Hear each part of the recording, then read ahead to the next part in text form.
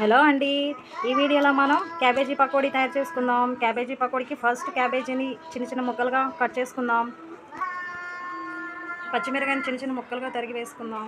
అల్లం ఇలా తురుముకుందాం. 2 స్పూన్ల శనగ,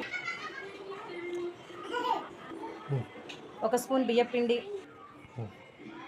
కొంచెంగా జీలకర్ర, కొంచెంగా రుచికి సరిపడా సాల్ట్,